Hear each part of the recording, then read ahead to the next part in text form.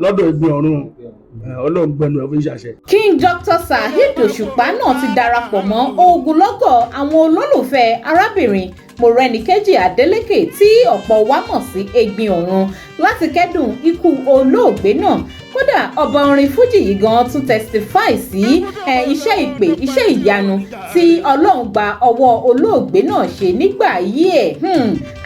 Ó mà ṣe o, ilẹ̀ ń jẹ èèyàn. Ikú olóògbé Morenikeji Egbin Orun ló dùn ọ̀pọ̀ àwọn olólùfẹ́ ẹ̀gàn dọ́kàndọ́kàn. Kódà àwọn tí ò mọ arábìnrin yìí nígbà yìí ẹ̀gàn ń kẹ́dùn ikú olóògbé náà látàrí bó ṣe jẹ́ ẹ̀dá kan tó ṣe wípé ó fẹ́ràn ọmọlàkejì ẹ̀ gẹ́gẹ́ bí ara ẹ̀. Bó sì ṣe ń ṣe àánú fún ọmọdé bẹ́ẹ̀ ló ń ṣe fágbà gẹ́gẹ́ bí ohun tí àwọn tó súnmọ́ pẹ̀kípẹ̀kí tí wọ́n ṣe ń sọ. Kódà ọ̀bọ orin fújì King Dr. Saheed Osupa gan náà wọ́n sọ díẹ̀ nínú irú èèyàn tí olóògbé ọ̀hún jẹ́. Àmọ́ kí n tó máa tẹ̀síwájú, ìkànnì Digi Naija Television lẹ́kalẹ̀ sí tẹ̀tí ń wò mí. Ẹ dákun ẹ máa bá mi tẹ subscribe button tó wà lójú ìwòran yín. Ẹ láìkí fọ́nrán yìí bẹ́ẹ̀ lẹ́sẹ̀ láǹfààní láti fèrò yín sí comment kẹsì máa bá mi share fídíò yìí kó máa lọ sí gbogbo orí ayélujára.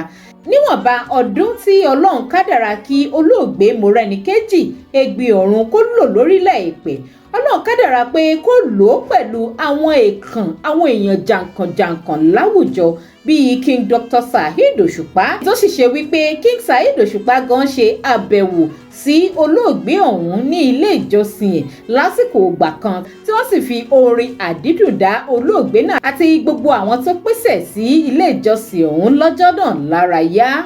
Lásìkò yìí gan sì ni King Dr. Saheed Osupa gan testify sí àwọn iṣẹ́ ìyanu tí Ọlọ́run ti ń gbà wọ olóògbé Morenikeji Egbin Orun ṣe. Ṣùgbọ́n ẹnu àwọn èèyàn báwọn fẹ́ sọ́nà àmẹ́ tọ́lọ́run lè gbẹnu ẹ̀ fi ṣàṣẹ.